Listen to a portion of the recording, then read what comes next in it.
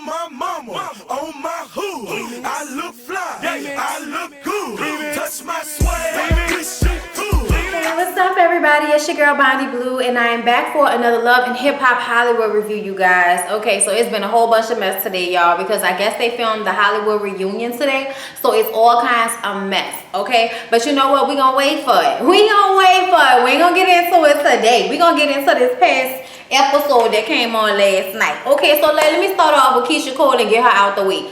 I don't even see the point of having Keyshia Cole on this show. I just really don't. It annoys me. She doesn't do anything real on the show. She's just there. It's boring. I just don't care about it. You know what I'm saying? That's why I don't even talk about her a lot of the times. Because like, first we're talking about the same shit with Boobie over and over again. And then we're talking about our music career. We just completely ignoring all of the crazy shit that has happened with Keyshia Cole in these past couple of years. Like her acting like she hasn't been in a relationship since Boobie. And now her friend Quita, whose name is Marquisha, but we call her Quita for short. That shit don't make sense to me. But you know what? Whatever.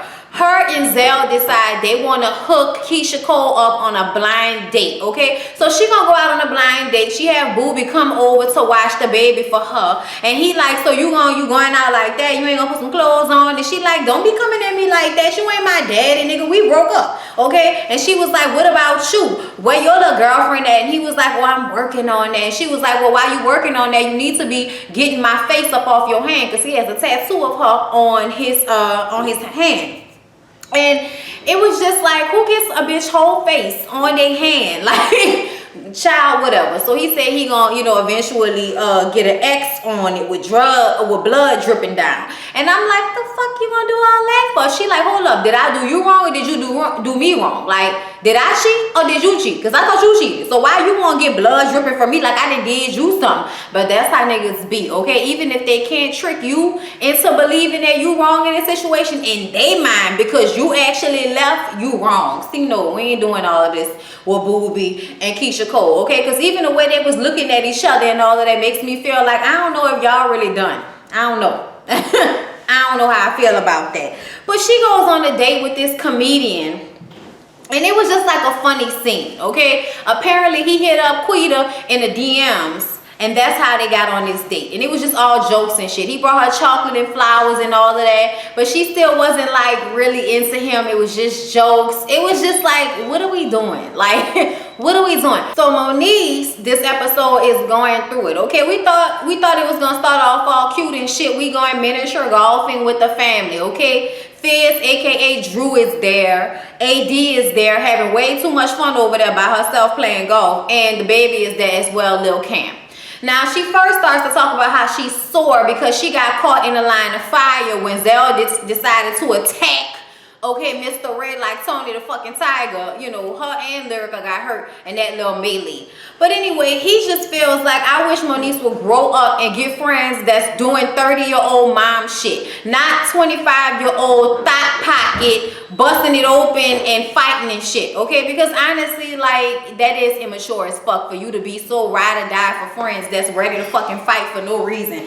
Zell's beef with Mr. Ray is stupid. It makes no fucking sense. If anything, Ray should be mad at you for fucking his dude, and you all in your feelings and trying to fight him every time you see him just because you don't like him. Y'all might as well fucking get it over with. I don't know what type of elementary school shit y'all going through right now, but it does not make sense and it's extra for no reason. So I wish Moniece would get a set of friends that's grown too, okay, and stop with all of the petty bullshit. But anyway, we find out this episode that AD has a tennis shoe store that she's about to open, and she's doing a photo shoot for the tennis shoe store. And of course, she wants her BFF, Jasmine, Jessica, Tiffany, whatever the bitch name is, Tiffany, she wants her to be there. But y'all know Tiffany and Moniece have beef. Okay, because first of all, Tiffany decided she needed to speak on Moniece's mothering skills and all of the things that AD does for Cam. And I'm just like, that's so not your place to speak on just because you friends with Tiffany and she's told, just because Tiffany's friends with AD and she said things to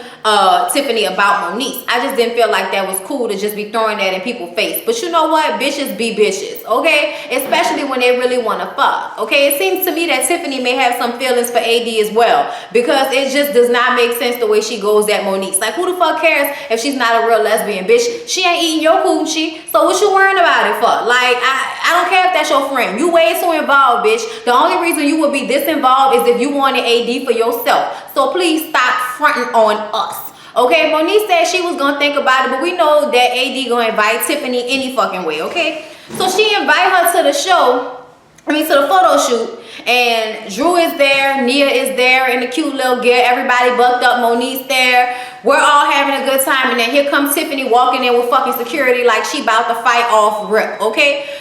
And Moniece tells her, look, for the sake of AD, for the sake of her business, for her photo shoot, for her tennis shoe stuff, for her apparel line, for the sake of my relationship with her and her relationship with my son, for everything but for you, bitch, I'ma apologize to you. Okay, I'm sorry. Now, I feel like I deserve an apology as well. She said, no, she don't. Tiffany said, I am not apologizing to you, bitch, okay? Because you went too far with the things that you said. Why? Because she calls you a hoe? I mean, so what? She calls you a hoe. You call her a bad mother. I think that's worse than calling somebody a hoe, especially if they're a stripper. Not to say that every stripper's a hoe, but to say that's hoe antics, okay? That's hoe antics. So how you gonna get mad that hurt about something you probably heard a million times? No, bitch, you really mad because she with the girl you want to be with. Let's be honest about this shit. Anyway, let's be honest about this shit, okay? Look, either way, Tiffany starts throwing shit, and AD is like, why can't you do this for me? She's coming at you right. You know, why you gotta, be acting like this and throwing shit and all of that? And before that, she was digging in her pocket with all of the things that AD had confided in her about, saying how AD told her that she wanted to leave Moniece, that she was so unhappy. And Moniece was like, and she told me that you was the dude, bitch, okay? You did whatever she needed you to do. You paid for whatever she needed you to pay for because you got money, because you stripped. Okay, so you was the dude, bitch. So, I mean, what's the problem? I mean, that's when she started throwing shit. And Moniece was just like, suck my dick, you nasty bitch. And it was just like real fucking, it was just like terrible, okay, for no reason. That girl Tiffany was bucked for no reason. I do not understand, unless you really got feelings for AD and you mad because she don't want to be with you. She want to be with Moniece, even though she come to you complaining about Moniece.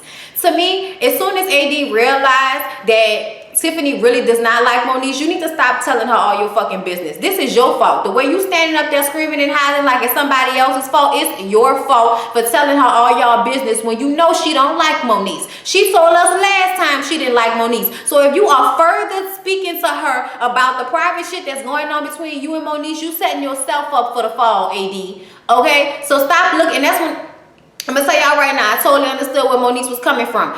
They was at home and decided to have a conversation. They've been beefing, okay? And from this conversation, we find out that everything is not as peaches and cream as Moniece likes to make it seem. It's the happiest I've ever been. Bitch said that a couple of episodes ago. This episode, they miserable. They don't sleep in the same bed.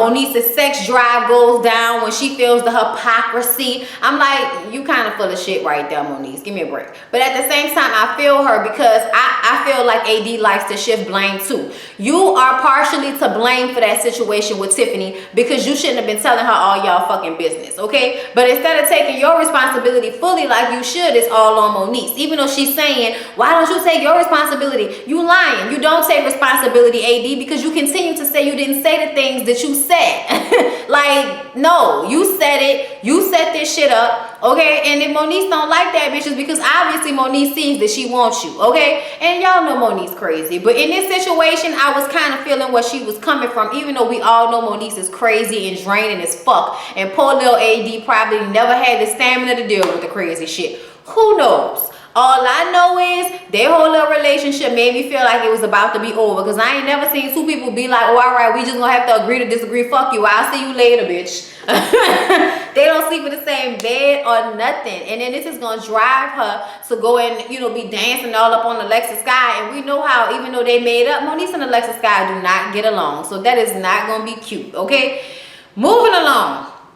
Lyrica and Brooke Valentine meet up so that they could talk, right? And Lyrica is telling her about how she got all bruised up and her being caught in the middle of this bullshit Masika versus Alexis beef that's very middle school as far as she's concerned. And I understand all of that, okay? And then Brooke starts to talk about Hazel E, since Hazel E seems to be a friend of Lyrica. She's like, I don't ever hear good things about her, Jesus, okay? All I hear is that she's a scammer and she's a thought pocket and she's never the one trying to bring peace to the situation. So Brooke already don't like Hazel E. We already know that Hazel E don't like Brooke because she wants to fuck with Boobie, among other reasons. I feel like Hazel be finding reasons to dislike people sometimes. Like, she was talking shit about Brooke before we even really got into all of this shit about Boobie, which makes me feel like you always knew that she was in Boobie's life, and maybe that was why you didn't like her from jump, because when you was trying to get in, you know, you had some blockage from Brooke being friends with Boobie or something like that. I don't know, but it doesn't make sense to me because Hazel should be worrying about her man right now, the one that she's flaunting around and paying for and you know, got sipping milk off her titty and shit like that. But you know what? I digress. Brooke don't know what Hazel's problem is, but she would definitely deal with it if need be. Okay? Lyrica wants to know what's going on with Boobie because even though she was rooting for Marcus, okay, something is obviously sparked between her and Boobie. So Brooke starts to tell her about Marcus coming to the studio and interrupting her session with Boobie, and how after everything went down, her and Boobie kissed. And it's just like, oh my God, girl, I did not know that you was in him like that. Oh my God. And I'm like, girl, please, we all knew that. Fuck out of here. Hazel's mom came into town and she decided to take this opportunity to finally meet your boy Rosenberg, or Rose Burgundy, or whatever the fuck his name is. Okay, the child, the children that Hazel is fucking with. Now, I don't know why she brought this young boy to meet her mama, okay? In normal people world, when an older woman is fucking with a young boy, he is all dick and no brain. So you do not invite him over to meet the parents, bitch. You don't invite him over to meet the friends. He is somebody that comes over, knock that pussy out, knock it out, and then they be on their way. Okay, you don't wife these niggas, okay? Okay, like, and that's basically what Hazel is doing. So he introduces himself to her mom by dapping her off. I was like, oh Jesus, help him, okay? They wasn't sitting down for a minute before he took out his phone and started Instagram living and shit. I'm like, I cannot take this ignorant little nigga. I cannot take this little digglet, okay? That shit was so like, oh my God, really? Is that where we at with this? Everybody at the table was looking at him like, is this nigga crazy? Okay? And y'all know the first thing the mama wants to know, where do you work? What do you do for a living? How do you support yourself? And all he could say is, oh, you know, I take care of things. I do things. You know what I'm saying? I get shit done. And it's like, what does that mean? All he's saying is that he takes care of Hazel. He makes sure that she is ready for work every morning. I'm like, so what are you, a butler, nigga? What the fuck does that mean? You put her slippers out, you put her toothbrush out, put her clothes out on the bed. What that mean that you get her ready for work every day? Then he starts to say how he made all the songs that she's rapping right now. And I'm like, what songs? That one song she rapped in that fervor on stage all terribly? Y'all, I cannot deal with Hazel. I want to like Hazel. I started off liking Hazel because I felt that Hazel was the underdog. What Hazel has never been able to do is be honest, be real, be humble, and be like a person that's likable. It's always bullshit with Hazel. It's always temptation with Hazel. It's always side-eye. Why is you trying to play me for a fool when it's very obvious you about to cry in a car, Hazel? Like, that's how I be feeling about the bitch when I see her. And this conversation she had with her mom, in which she lets us know that every other day she wants to throw this nigga out the car. Okay, talking about Rose. Why are you gonna be with somebody, introduce somebody to your mom that you don't even really want to fuck with like that? That's working on your nerves, that you can't wait to drop off at the bus stop and send him back to whatever hick town he came from. Girl, what? All I know is Hazel's mom knows who Boobie is, and that's who she wants for her daughter. She wants her to be with that nice boy Boobie. And I'm like, Boobie got way too many people on his line for Hazel to be thinking she gonna be one of them. I'm just saying, bitch, you came out of nowhere. So y'all, one of the funniest fucking scenes. Okay, A1 and James is Bridget old man, and basically Marcus brought James to meet with A1 so A1 could possibly work with Bridget to get her away from Ray J and good pussy, okay? All right, and they sit down to talk, and y'all know A1 Steak Sauce got his black nail polish and his new triangle pearl earring set with the pearls on the necklace and shit, looking real extra. What the fuck? Like real extra. I don't know what's going on right now, okay? Anyway, so he basically lets them know that he cannot work with any other females right now. So he can't do it, even though he would love to, all right? And they sitting there shooting the shit, and then all of a sudden, Hazel and Chanel are coming over because they were sitting at the bar, okay? They come over, and Chanel wants to be introduced to A1 because she wants to work with him. And A1 is like, oh, you rap? Oh, I thought you was on that show. And she was like, well, that's what I do to pay the bills, but like music is my passion. And he was like, oh, word? Oh, okay, yeah, I ain't know about that because I feel like, you know, whatever you doing should be your passion. That should be paying your bills. You know, the music should be paying your bills, bitch. Like, he was like really playing the fuck out of her, and she was just taking all of the licks, and then she started to go over all the people she's done songs with. Y'all know Lil Wayne co-signed her. She did songs with French Montana and Ty Dolla $ign and every fucking rapper you done heard of, but ain't none of it pop. So that should tell you something, bitch. Anyway, I don't want to knock nobody hustle because that's not what I do. If that's your dream, bitch, go ahead and dream big. I ain't mad at you. You are on television, which is more than I'm doing right now. So you go ahead and do what you gotta do, Chanel. But what A1 said was that back in the day when he wasn't on, okay, back then they didn't want me, now I'm out there all on me, okay? He said that back when he wasn't that hot, he tried to work with her. He was in the studio with French Montana, and she had her shades on and was playing him dust because he was a nobody. But now she coming up to him talking about she want to work with him.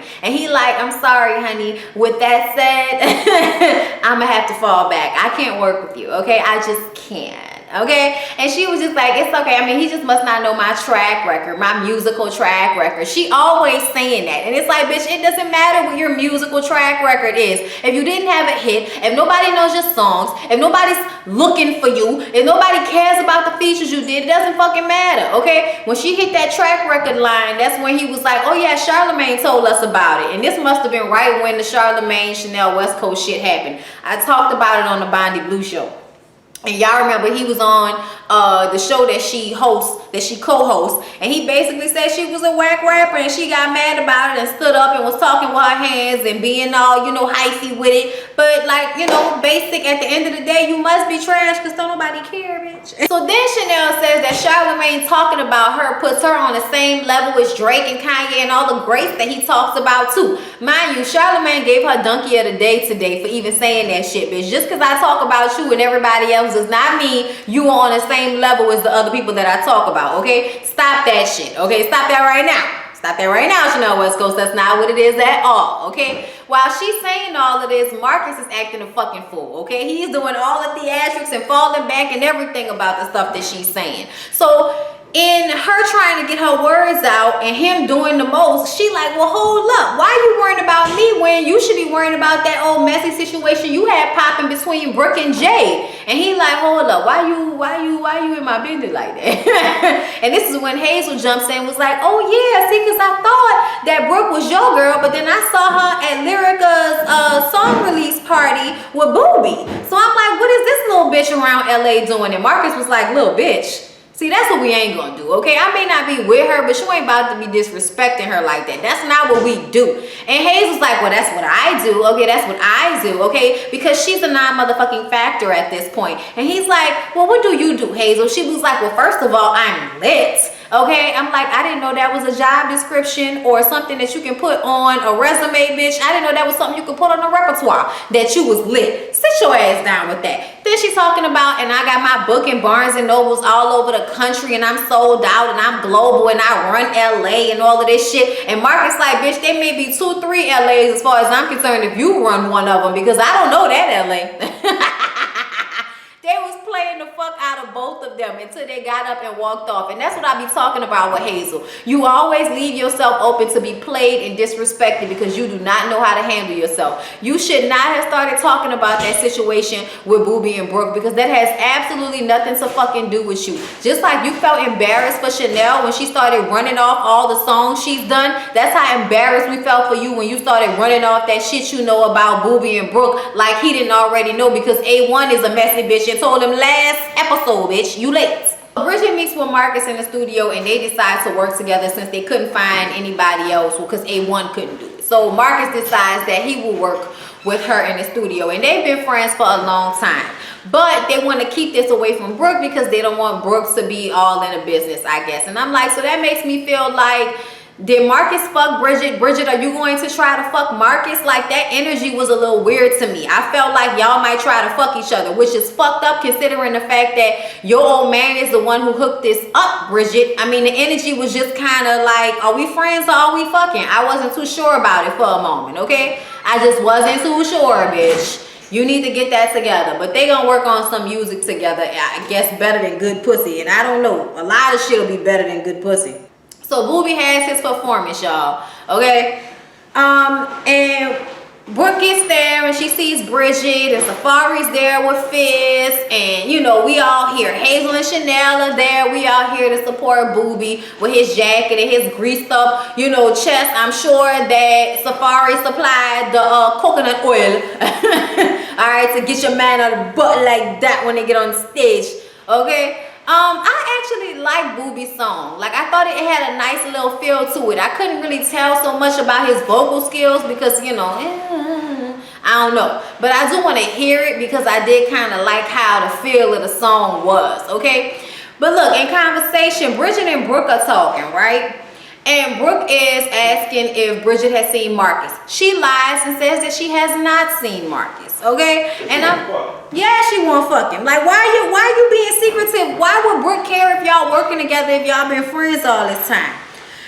Bridget tells Brooke about James not loving a Good Pussy song and that he's working on finding her somebody else to do a song with. Hazel and Chanel join Fizz and Safari, and Chanel is flipping out because she was a B2K fan, okay? And Fizz just smiling over there like he get that all the time. Shut the fuck up. Anyway, y'all, Booby comes out to perform, and he brings out a big girl to grind on in true Usher fashion, okay? I was all here for it, nigga. You could have been a stripper, all right? After the performance, Hazel takes her ass right over to him and, hey, you look good, and why don't you take that jacket off, and just being extra thotty, right? Brooke peeping it out, so she come over there, Booby, baby, and he like, hold up. So he go over to Brooke and give her an old long ass hug and shit like that, and Hazel like, oh, that's nice that you hug your fans like that, and then Brooke is like, oh, I see you over here giving autographs. It was like, we gonna fuck over each other until we can't no more. And Hazel bust out with, see, I know you know me. You act like you don't know me, but I know you know me from the time when Booby was FaceTiming with me and you was there and all of this type of shit. And it's like, hold up. Booby was like, hold up. It was like, come on, we made FaceTime, but it ain't like that. Don't do that. Don't fuck up my shit right here. Brooke was like, girl, you better go ahead somewhere with that shit, Hazel. You 38 years old. How long you gonna be doing this shit? Then Bridget points out the fact that the bitch got a see-through shirt on with no bra. The fuck is going on right there? Okay, I know you spent all of that little tax deductible money that you got on them titties. Okay, frontin' ass bitch. And she talking about, oh, if you had money, you do it too. She was like, I do have money, but it's not on my chest. It's in my savings account, bitch. I'm like, ooh, Bridget Kelly. Her responses were all on point. I was here for her responses, y'all. Yeah, this shit was so messy. Hazel and Chanel eventually escorted themselves out. I'm sure she felt played because Booby did play her and let her know, bitch, don't come over here with that shit. She always overstepping her boundaries. You gotta feel people out before you decide how important you are in their life to buck up to somebody they've been friends with since they was a child. Like, Hazel just don't know how to handle shit, bro. That's why she be working on my fucking nerves. But we see that Brooke and Booby still left together.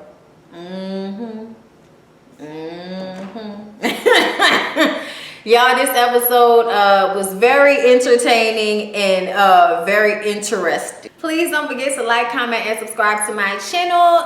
Check down the description box for my Patreon account, my email account for MFN advice. Don't forget to check out the last episode of the Bondi Blue Show. I love you guys. Support, and I'll see y'all in the next